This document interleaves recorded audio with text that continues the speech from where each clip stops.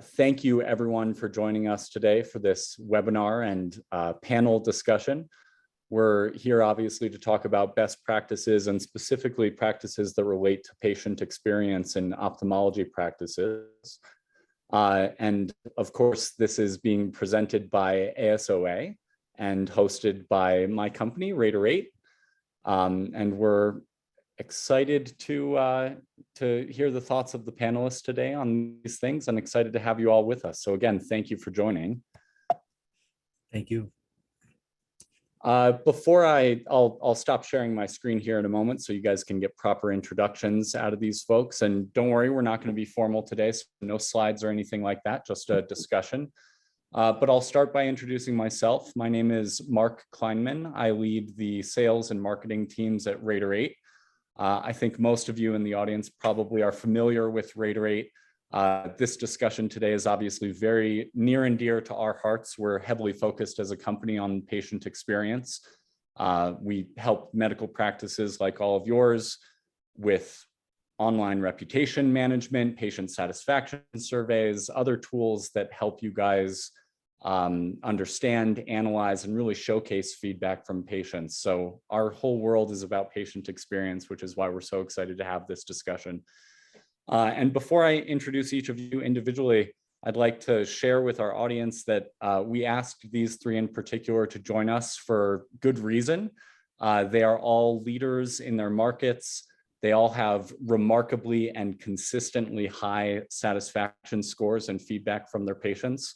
And hopefully what you'll discover over the next hour or so is that they have a lot of really great information and expertise to share about how they keep patients happy and how they do such a wonderful job with patient experience. So with that said, I'm going to stop sharing my screen so you get a full view of our speakers today. And let me start by introducing Bradley Hall, who's the CEO of Eye Care and Vision Associates in Buffalo, New York. Hi, Brad. Hello, Mark. We also have Joseph Marino, who's the practice administrator and operations manager for Island Eye Surgery Specialists, which is in Staten Island, New York. So 2 New Yorkers with us today. Hi, Joe. And finally, Jill White, who's the director of clinical services at St. Paul Eye Clinic in Minnesota. Hi, Jill. Hi. So again, thank you all for joining. I think you've got wonderful things to share. Just a note on the format of the discussion. Like I said, I aim to make this fairly informal. My role is to basically tee you up with a series of topics that relate to patient experience in your practices, and just give you each the floor to share how you do this in each of your operations, how you keep patients happy, what these things mean to you. No slides, no timers, nothing like that. My role is just to kind of tee you up and hopefully to keep the conversation moving. So forgive me if I interrupt or try to move things forward once in a while, but we've got a lot to cover in a short amount of time, so I appreciate your being flexible about that.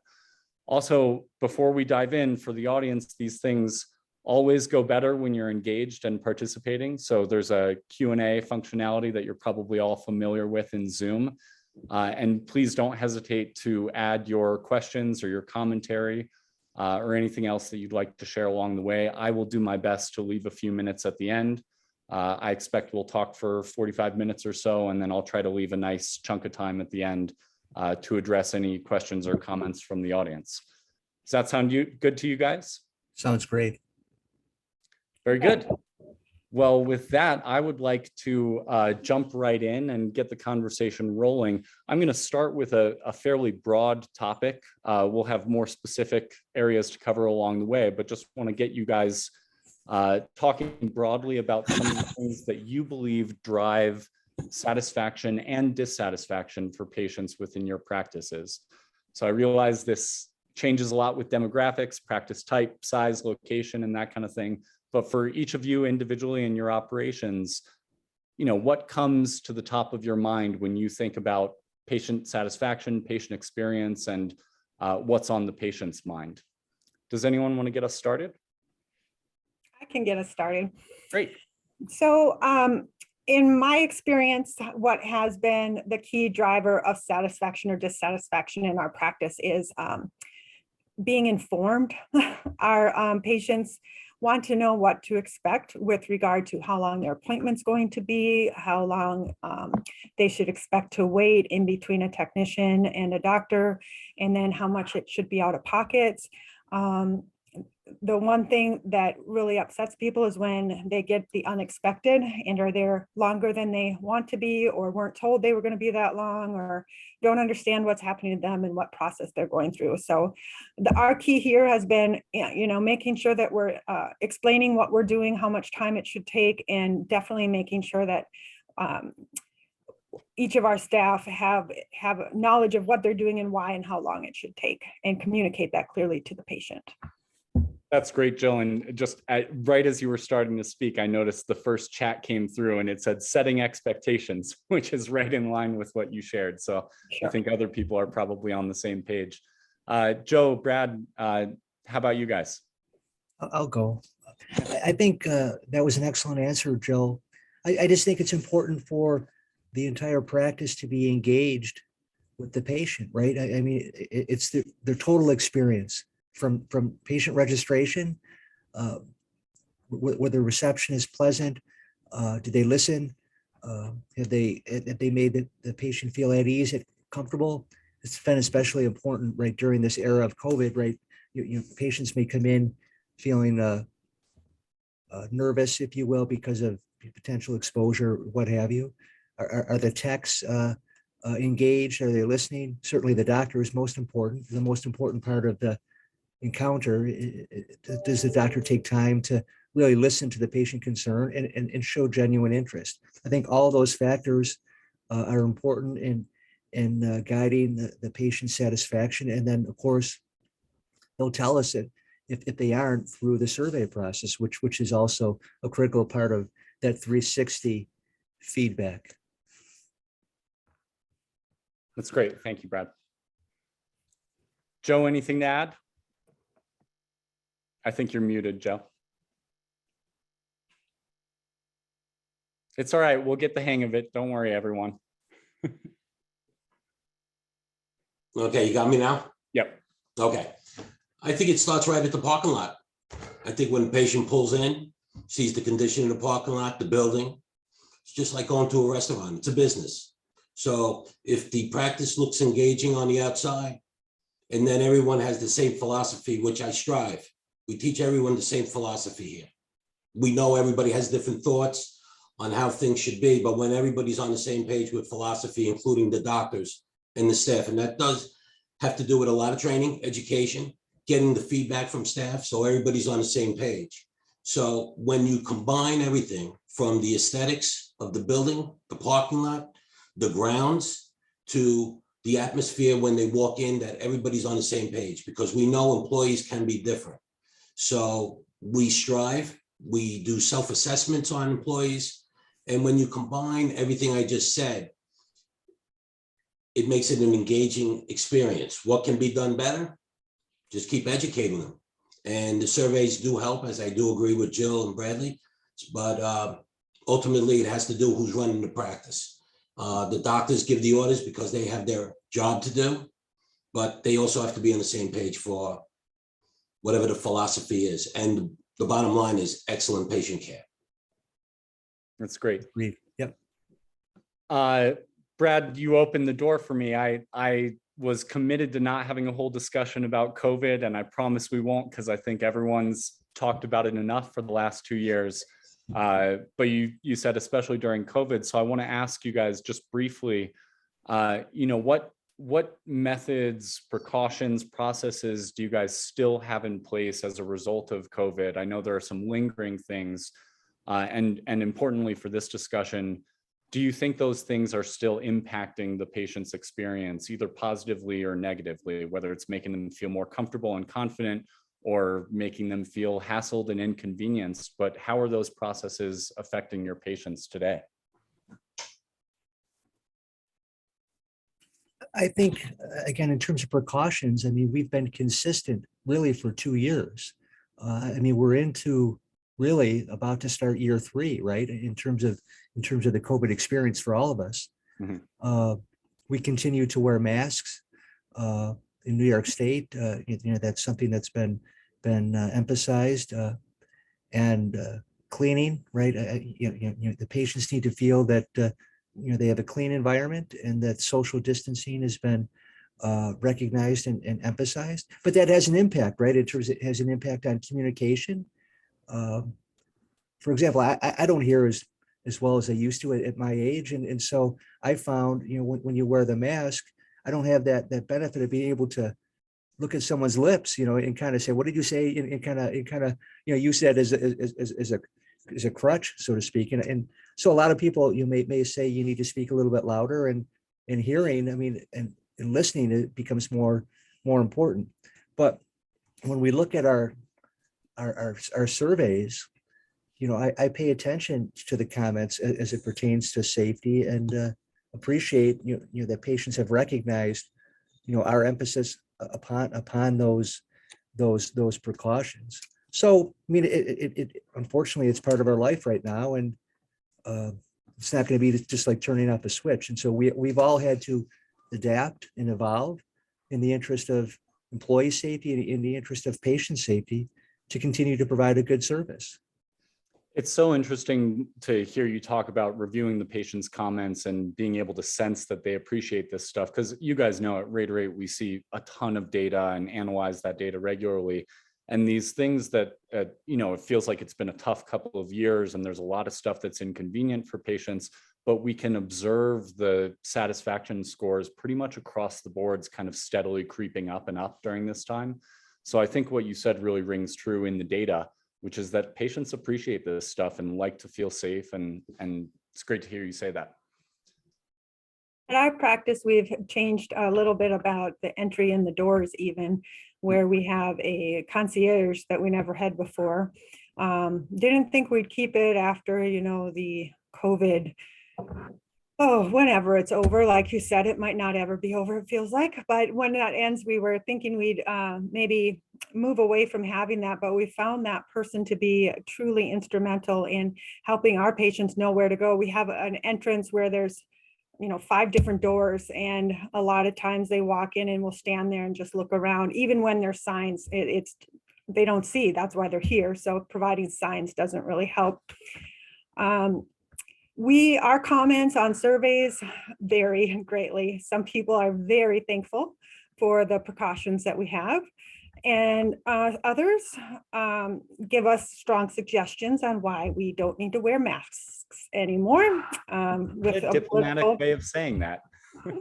Yeah, with a political slide in there usually, and those we just kind of have to thank you for your feedback.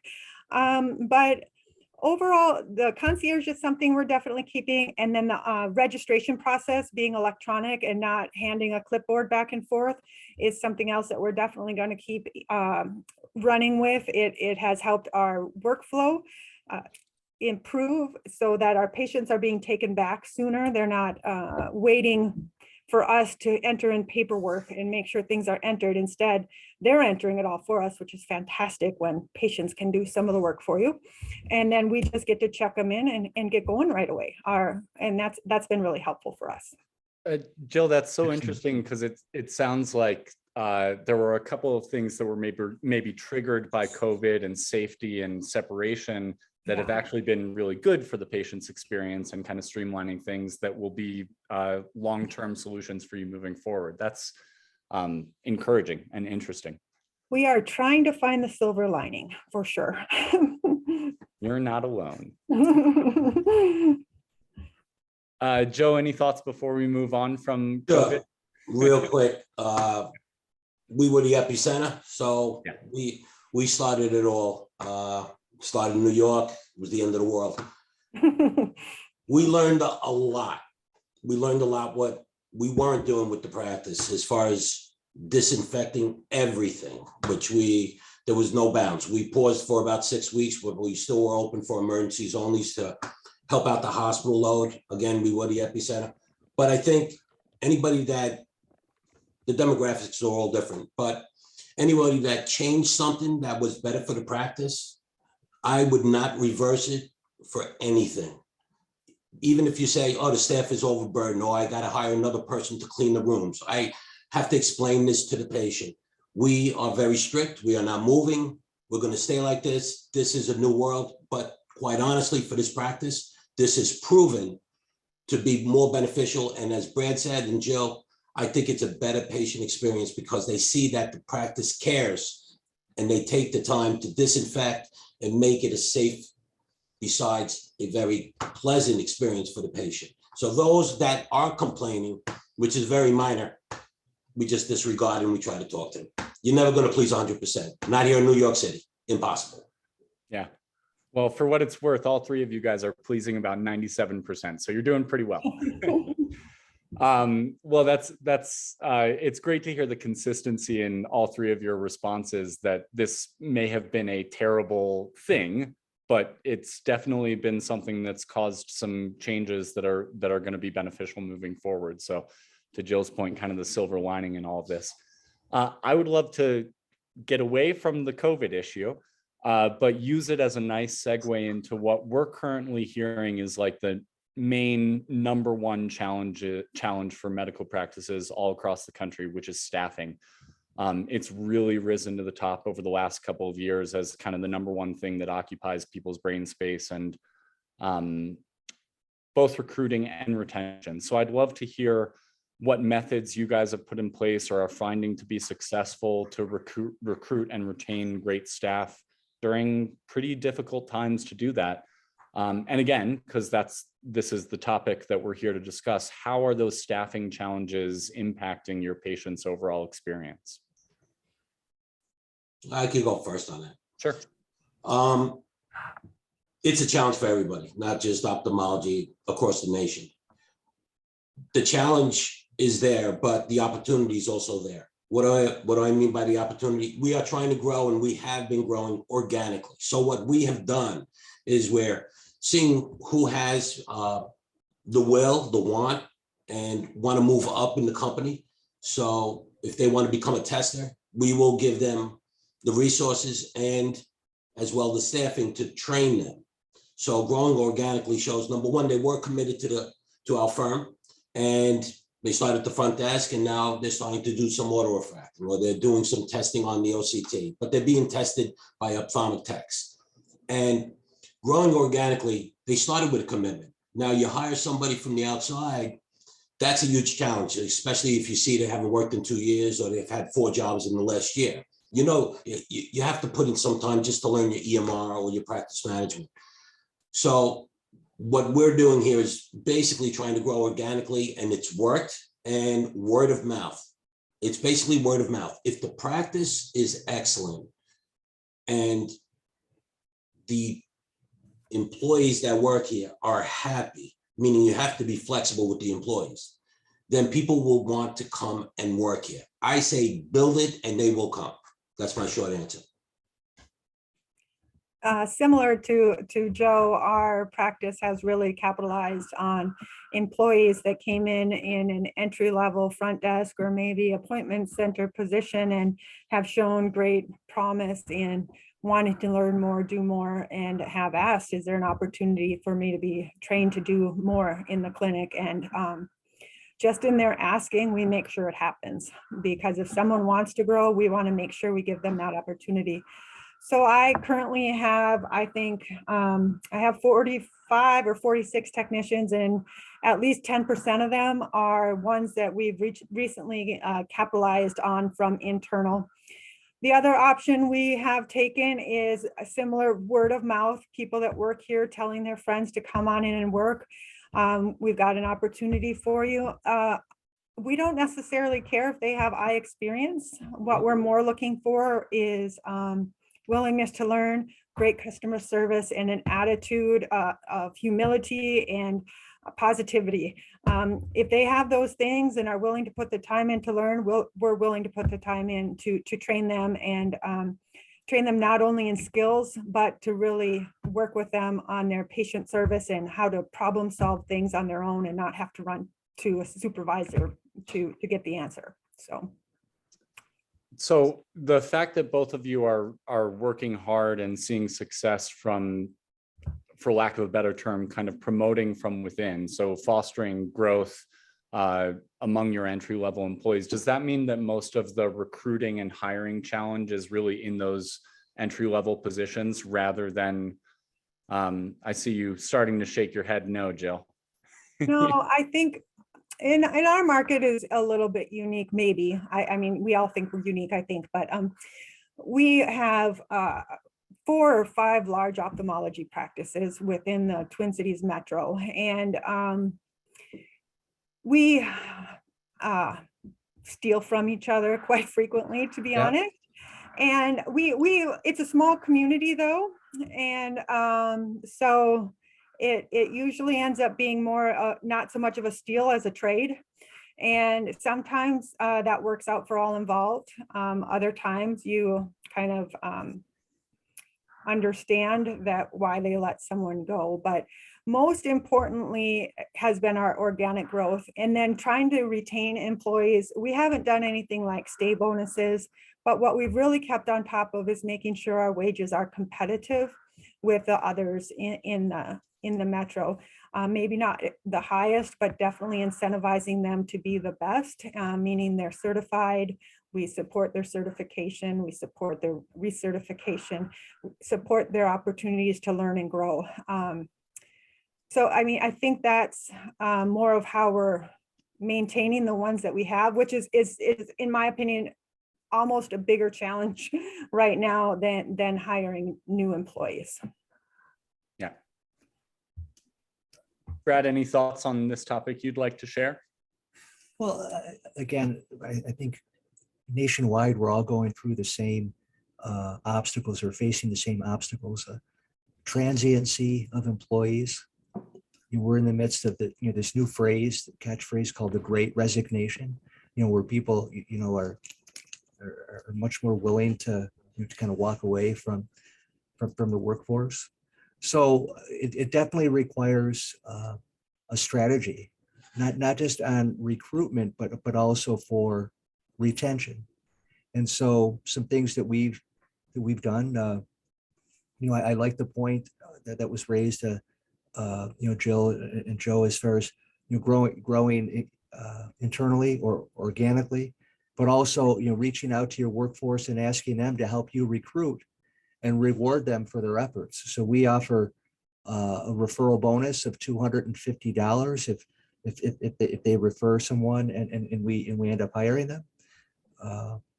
Over the past several months, I've offered sign-on bonuses for new techs, and splitting that, paying it partially in the beginning and partially, after 90 days to kind of provide some incentive and make sure that they make that commitment to become part of the fabric of our organization.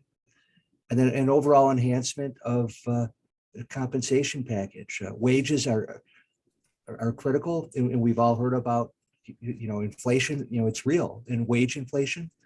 I started to see this a year ago before it hit the papers, in terms of just the fast food markets, right? McDonald's, as an example, or Tim Hortons in our market. You see signs, $17, $18 an hour, for fast food, and so that to me meant that we needed to, people that we were paying 19 or 20, now they got to make 22, 23, that type of thing. Just you don't want anybody to be thinking it's easy to kind of leave your place of employment because they're having a bad day or a bad week. We've enhanced our PTO because I think that doesn't, if you do it strategically, it doesn't cost you anything, but it provides them the ability to have better work-life balance. We enhanced our 401k plan, provided a greater match. So all of these things, it requires, I think, a strategic focus. Otherwise, you're just on this wheel, right, or this treadmill, hamster wheel, and you never can get off. Yeah. Those are all great answers. Actually, the thing that I heard missing from all those responses was whether and how this is negatively impacting the patient experience, which I'm interpreting as you guys are all in the very fortunate an admirable position of staying ahead of this issue enough that it's not really dramatically impacting your patients. Is that? You have to. I mean, Yeah. again, as Joe said, I mean, it's a business. And so you have to be thinking ahead. And you don't want to necessarily be reactionary. You want to be proactive and try to prevent these things from happening. And what Joe said, we want to think of our practice as being better than the 4 or 5 other large ophthalmology practices in our marketplace. And once we get those individuals, we want to keep them. Mhm. Yeah. And HR is probably one of the hardest jobs Mhm. for anybody running a practice. I mean, Absolutely. by far. And it consumes so much time. And quite honestly, I'm a psychiatrist half the time. So Yep. There you go. that's the bottom line. But you got to be good at it. And you Yeah. have to be understanding. And you know what? It's almost like we can't have a bad day. And I'm talking about the 3 panelists, including myself here. We're not allowed to have a bad day because then they read it wrong. So Yeah. that's, Understood. I guess, the way to end this particular question. Yeah.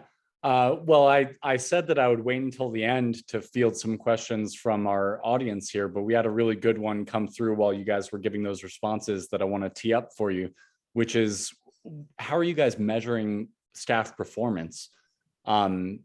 And I think, just in general, like, how are they measuring up against the job they've been hired to do? But also, because we're here to talk about patient experience, how do you hold your staff accountable to your standards of excellence in terms of giving the patients the kind of experience that you want?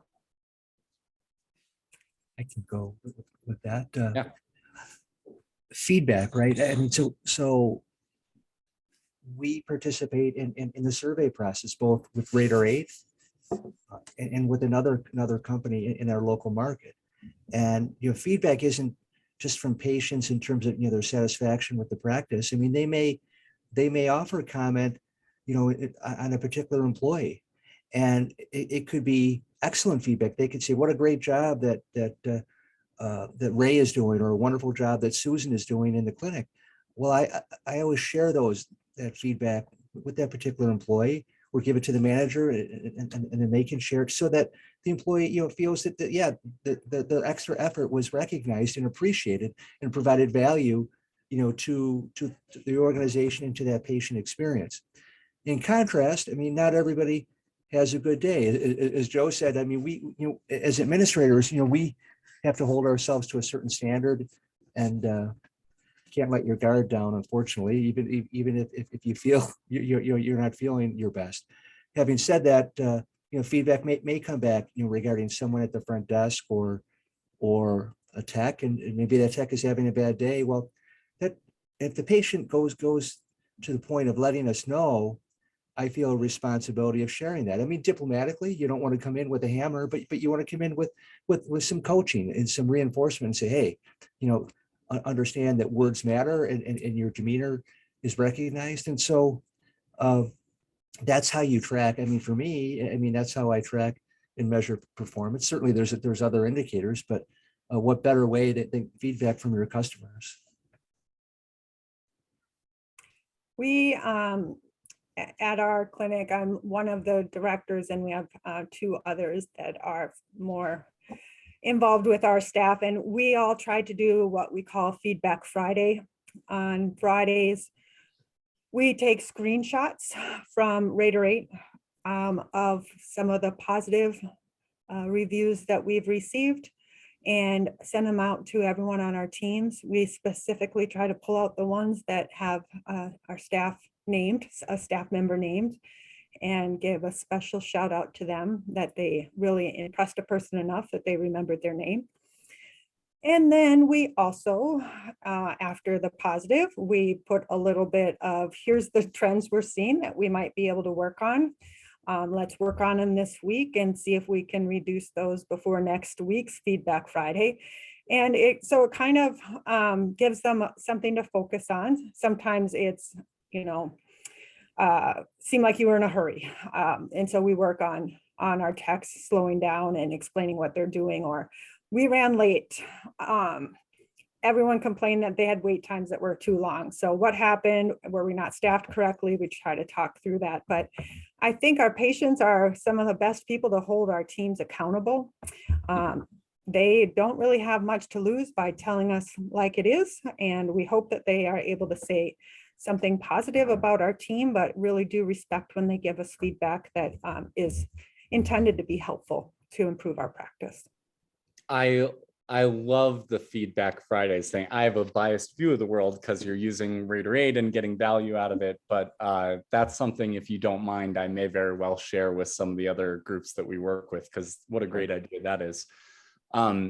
Jill, I have to ask you this question because you're the only one on our panel who's pretty directly and exclusively focused on clinical services. How do you broach the feedback issue with the doctors in particular? Oh, that's space. So, I usually, first of all, with regard to Raiderade, I have given them all their ability to log in and read their own reviews directly. Some of them take advantage of that and want to know the feedback, and others don't, which when they don't, I go in and look for patterns and ask them to come on in when they have a minute, and we discuss that with them. For example, I had one of our providers that had probably 6 or 8 people mention that he seemed rushed or uninterested in what was going on with them. So I shared those comments with him and then asked him to pop in when he had a second and said, what can we do about this? Are there too many patients on your schedule, or do we need to change the mix? And he wanted to work on his communication style, his focus on the patient that was in the room.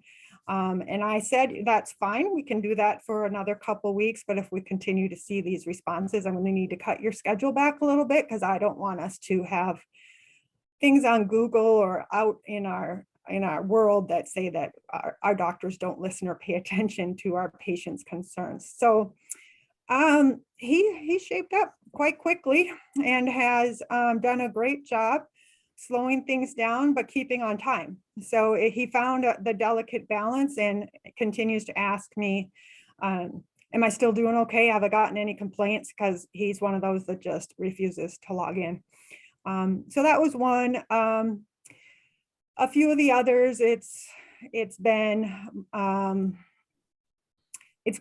honestly is mostly on bedside manner or wait times, and those we just really have to give back to our doctors and let them know that that's what the concerns are, and we really ask them to tell us what they're going to do to improve it. It's them that needs to be accountable. It's their practice where I'm at. They own the place. I'm just trying to make it the best it can be. So, but I do inform them of what our patients are saying. And did I hear you say that that's pretty thematic, that the patients seem more impacted by how they are made to feel as opposed to the quality of care that's being delivered to them? Or, I really do think that in most cases, if a patient is cared for and feels that they are listened to, the message is not as important as the idea that they're really cared for. You can tell them some really tough news, you won't get that vision back, it's gone. But if you say it, you can't just brush it off and say it. It's something that you got to have your doctors really, and your whole staff, be sympathetic, empathetic with them about what's going on. It's the feeling you have when you leave that is what you're going to remember. You might not remember necessarily what the doctor said. Well, thank you, Jill. And Joe, I haven't given you a chance to weigh in because I was so interested in Jill's unique perspective on this, overseeing the clinical side of things, but feel free if you have something to add. Okay, so Raiderade, and we also have another platform, just like Bradley said that he does with his practices. Raiderade Checkmate. Okay, so what that does is everybody in this practice knows a survey is going out. So where before maybe somebody covered for someone or the patient was no good, they walked in mad, they left mad, it wasn't our fault, they made this story up. So Raiderade Checkmate, that includes the doctors, that includes every staff member. So we tell the staff, remember, patient will receive a survey. Do your best. And what we do here is we do the same thing as Jill said and Bradley. We recognize them, but we don't soapbox them because we don't want to make it competitive. So they will receive an email and also a nominal gift card if they do I like get that. their name mentioned on Raider 8. It'll be with all administrators, meaning my office manager, my assistant, the doctors, and that individual that was recognized by the patient. So by having Raider 8, it basically allows, how do I put this? It allows me to do other things, but the staff from the front desk to the clinical, including the doctors, are on checkmate. So when I get a low rating, then I get an email from Raider 8 about whatever it might be. It might even be on the doctor. I don't have the doctors getting those low ratings. I have it specifically coming to me, my office manager, and my assistant. Guess who sends the doctors that rating? I do. Okay, and I don't say you need to improve. Now it's coming directly from the person who's running their practice. And vice versa. If it's a positive rating on the doctor, meaning the alert that we get on the emails, the testimonial alert, I'll send that to the doctors with emojis, hand clapping. So it's Raider 8 checkmate. You have to, the vehicle is there. You have to know how to use it for your practice, your demographics, and your personnel. So that's what I have to contribute to this question.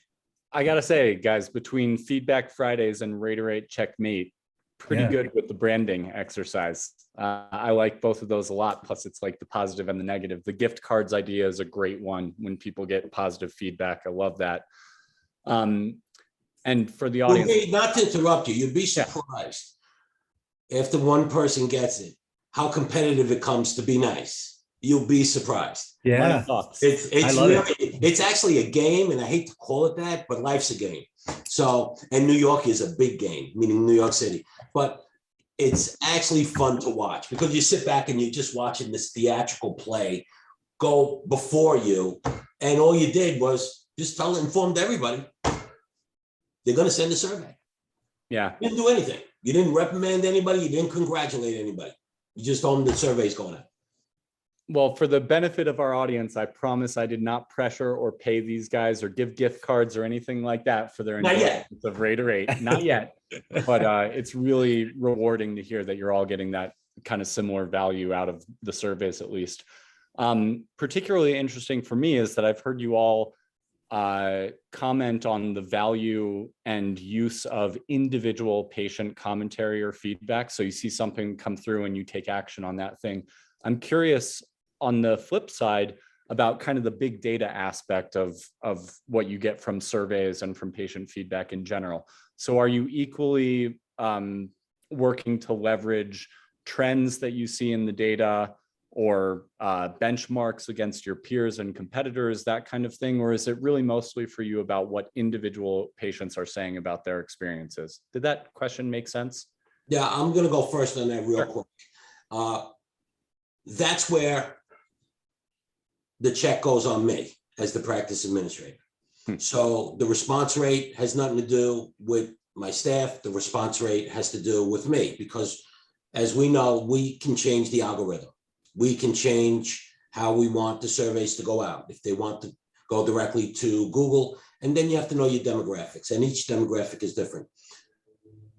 I am proud to say we're close to 41% response rate. Okay, we are ahead of basically everybody in the industry on Raider 8. So when I look at, I match it up through 1 through 9 in the Northeast, New York State, New York City, ASOA, Raider 8, other clienteles. And that's my checkmate because that's my barometer. So where I keep changing the format and the algorithms, I don't keep it steady. I keep mixing it up because I want to see what's working and what's not working.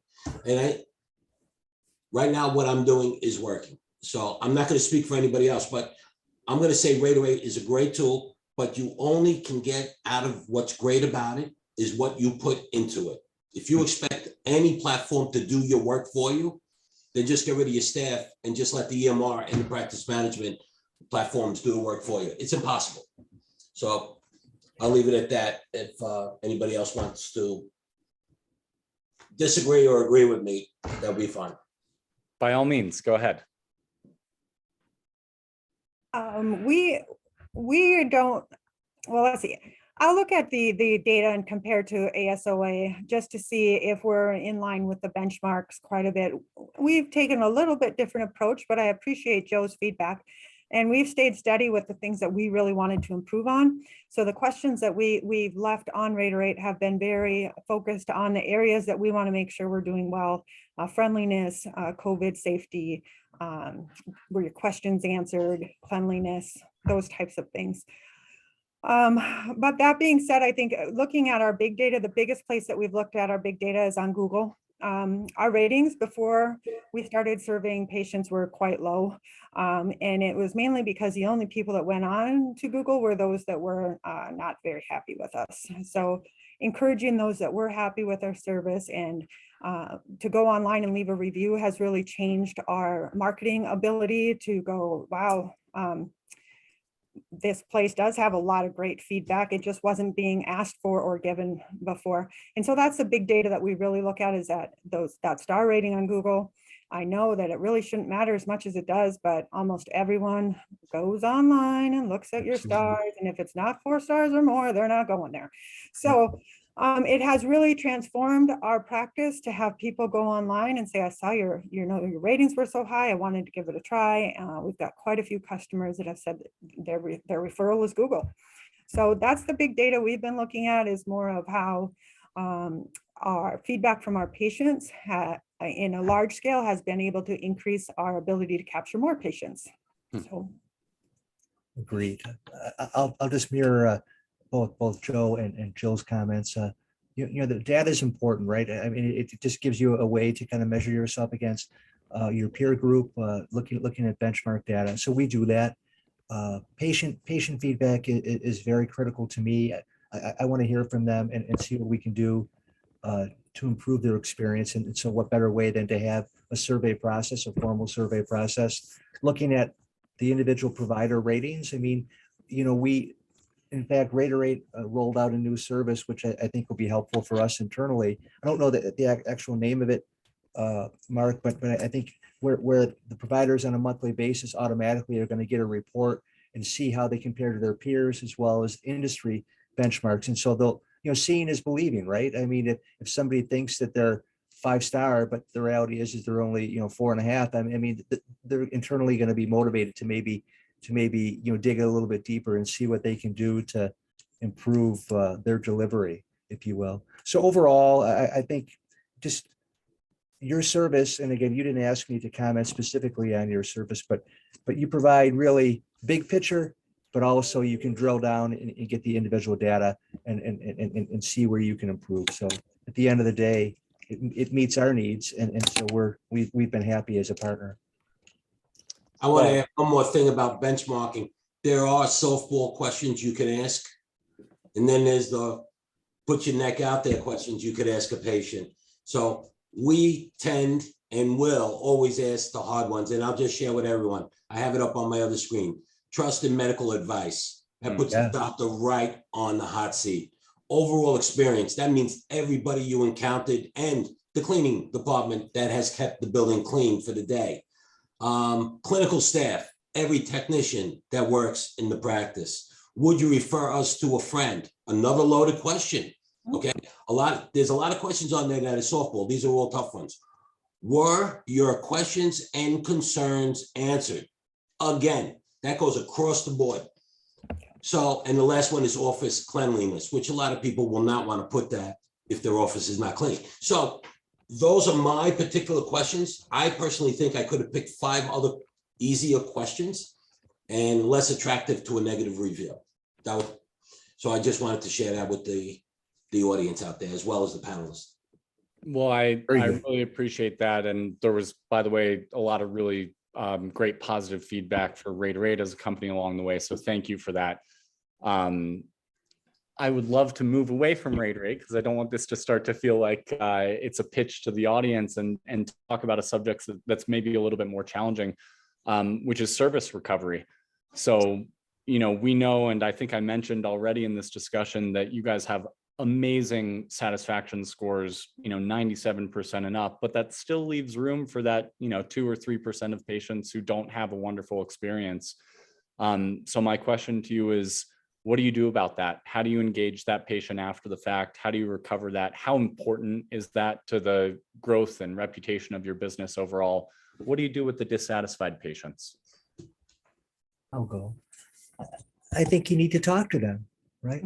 I mean, if a patient took time to provide feedback and it's direct and it offers opportunity for improvement, I think there's a responsibility from the practice to at least let them know that you listened, that you received the message, and that you'll take steps to do a better job. I mean, maybe it could be a benign complaint, and maybe you can't actually solve the problem, but at least let the patient know that you heard them and that you're going to be committed to try to improve. What else can you do? I mean, other than take it seriously. I mean, as a business, I mean, it impacts your reputation. As Jill had said, people look at your ratings on Google primarily, and you want to minimize it. So you can't let something go unnoticed or ignored, because it could snowball. It could grow. I agree. Yeah, I agree, Bradley. Anyone that takes the time to express a concern, we definitely want to speak with them. Sometimes when you're talking to them, you can determine whether it's a personality concern or a true concern. And so we have to weed that out a little bit as well. But regardless, you need to give them the time to express their concerns. One of the things I've learned over the years is to ask the patient, what would make this right in your mind? Maybe we can do that and maybe we can't, but at least at that point, they are able to express what they wish would have happened or what could happen. And so I try to ask that with sincerity, so they don't think that I'm, well, what do you want? That's not it. I really want them to tell us how we could have solved the problem, what their ideas were, what they were expecting, and how we didn't meet those expectations. But most importantly, when we're starting to wrap up the call, I just tell them, I really appreciate you taking the time to give us the feedback. It's because of people like you that we can continue to improve what's not working well. And please, if you would be willing to come back and give us another shot, I hope you'll see great improvement based on your feedback. Just leave it at that. Talk about being a psychiatrist, right? Yeah. I'm curious, do you think there are differences, or have you observed any differences when you're proactively going after that feedback from a patient? So when you're sending them a survey or asking them the question or doing something right away, as opposed to kind of reactively just sitting back and waiting for them to come to you with a complaint, do you see a shift in attitude at all? Or maybe you don't know. I think we're just getting a lot more positive from patients when we're asking them to review us, and the negative is being outweighed by the positive, which means the negatives have to be pulled out and really looked at and listened to. But overall, when you ask for feedback, we're getting majority very positive feedback, which has been encouraging to our providers and to our staff.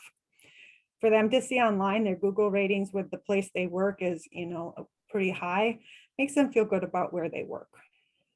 Yeah, I can't imagine knowing you work at a great place, knowing all the patients are happy, and then looking online and saying, what is this 2.7 star all about? So glad to hear that. I would just like to add one quick note. You have to consider yourself the person that could potentially be coming to your practice and doing some investigation on what ophthalmologist I should go see. Mm-hmm. The same as you purchase an item on Amazon or Walmart. I don't look at the 5 stars. I'm not going to say they're staged, but I don't look at them, because I wouldn't be looking at the product just to get another 5 star, 5 star, 5 star. I look at the 1 stars. So the 1 star, the 2 star has to be addressed. And like Bradley and Jill have mentioned, I think it has to be addressed by someone who knows how to address it. Mhm. And quite honestly, sometimes, and this is not a gender thing, this is not a political thing. Sometimes if it's a man, I will make the call. Sometimes if it's a woman, I will have my office manager, who is a lady, make the call. It's this whole, it's a game, but it always, as both of the other two panelists have said, it has to be addressed. If you brush it under the rug, it's not going away. Google is a stamp forever. Yeah. After I leave, Bradley leaves, Joe leaves, and Google will still be here. Yep. Those reviews will stay there. So it's our job. That's what I tell the doctors. My legacy, one of them, will be the reviews that are on Google now. I was part of that during that time. If it goes down when I leave, you can't go much higher. We're 4.9 and 5.0. There's only one way to go. So my feelings are in agreement with the other two panelists, but remember, think of yourself as a shopper or looking at a doctor.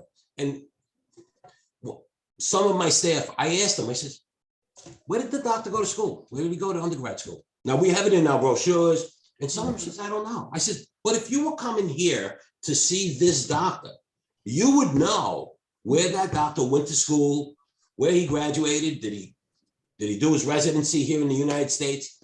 So again, it points to education, and it reduces the low stars, because everybody's the team. The front desk, whoever it may be. Yeah.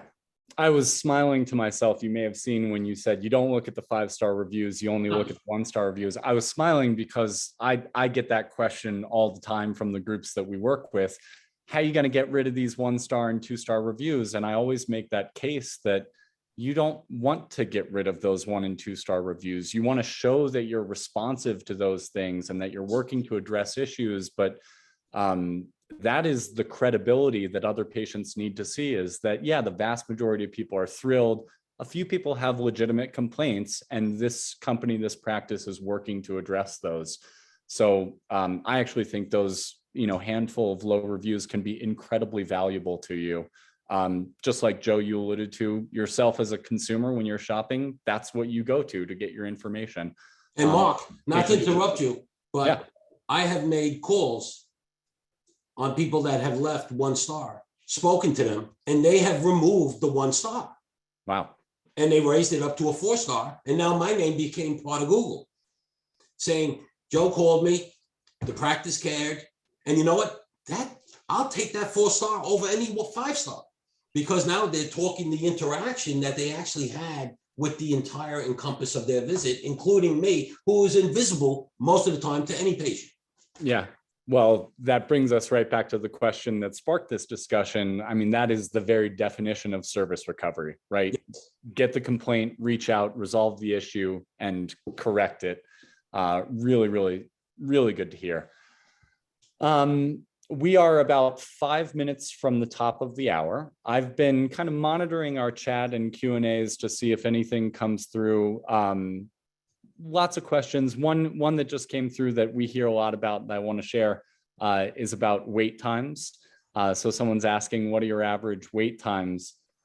Interestingly, I was talking to Joe recently and made the mistake of referring to waiting times as a little thing.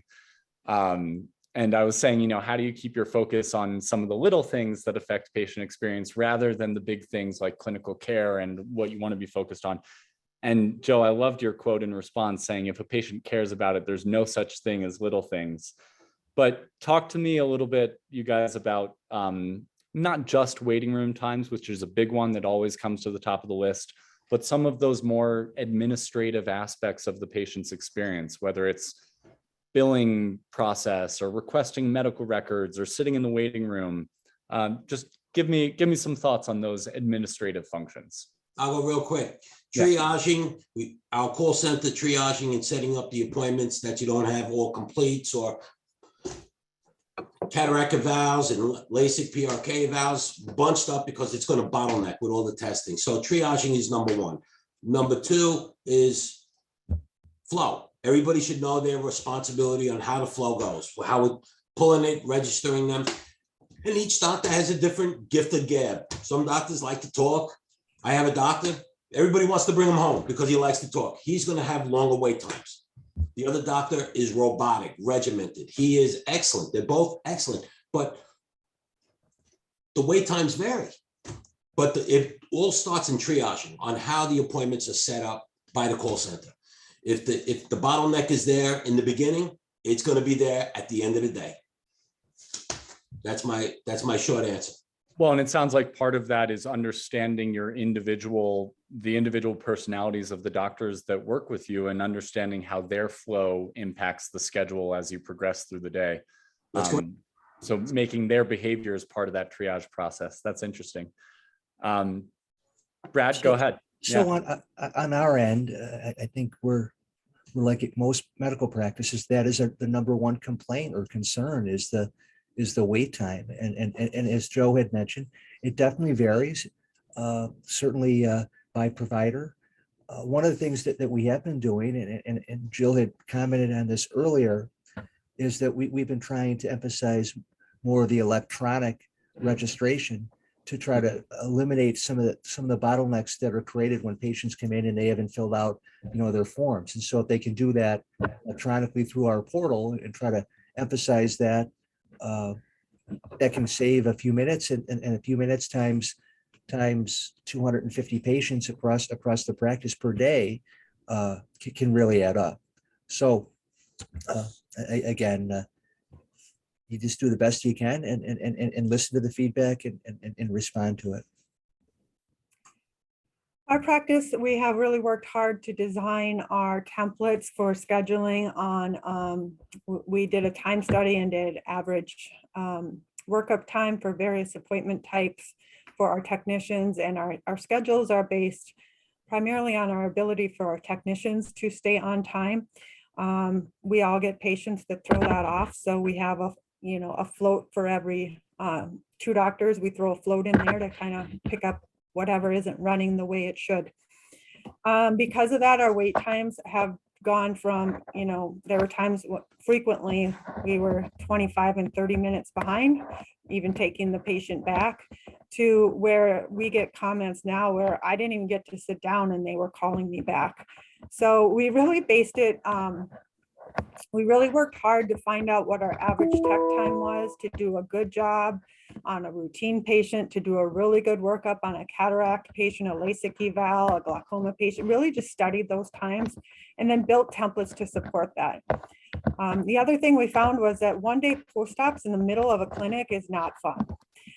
They sit and wait for a really long time. So we try to put our one-day post-ops at the beginning of a segment, either beginning of the morning, beginning of the afternoon, and crank them in and out. So they're not, I mean, a one-day post-op that has to wait a long time is a not happy patient. So that's one that we've really focused on trying to keep them moving quickly. Just to build on what Jill said, that patient that's waiting a long time is going to badger everyone they see until they meet God, and that's the doctor. Once they see the doctor, it's like, oh, doctor, so nice to see you. Meanwhile, they've been cursing, yelling, whatever, complaining. Again, this is New York City. But then when they see the doctor, it's like, oh, Dr. Najat, Dr. Gertz, how are you? I haven't seen you in a year. How? And we just shake our head. So the brunt of the wait times is really being taken by the staff more so than the doctor. Yeah.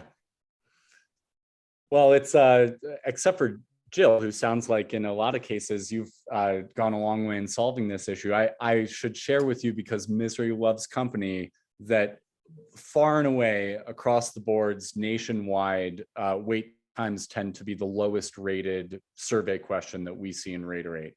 So each of you, both on the panel and in the audience, is not alone in struggling with this issue. It always rises to the top of the things that patients aren't thrilled about. But as Jill made clear, there are steps we can all take to make things better.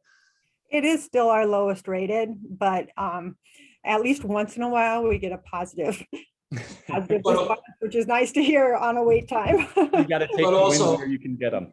But also everybody has different expectations of what wait times are. Yep. So when they come to see a surgeon, they're trying to compare it to going to see, say, an internist. Yeah.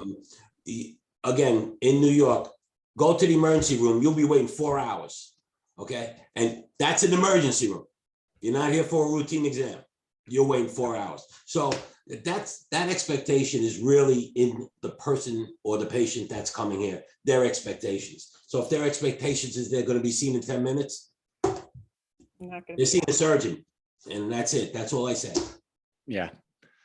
Well, we are right now, we're just past the top of the hour. I want to be respectful of everyone's time, both panelists and audience, and wrap this up. We covered about half of the topics I wanted to cover. I could talk to you guys all day about this stuff and have a lot of fun doing it. Tried to incorporate some questions from the audience, and hopefully everyone got a lot of value out of this discussion. To our panelists, thank you so much for participating. Wonderful to hear your thoughts and expertise on this stuff. To our audience, thank you, of course, for attending. Please feel free to get in touch with any of us if you have further questions after the fact. And with that, again, thank you, everyone, and we'll let everyone get back to what I'm sure is a busy day in the world of ophthalmology. Great. So, Bye, everybody. Thank you so much. all. Thank you. Be well. Take care.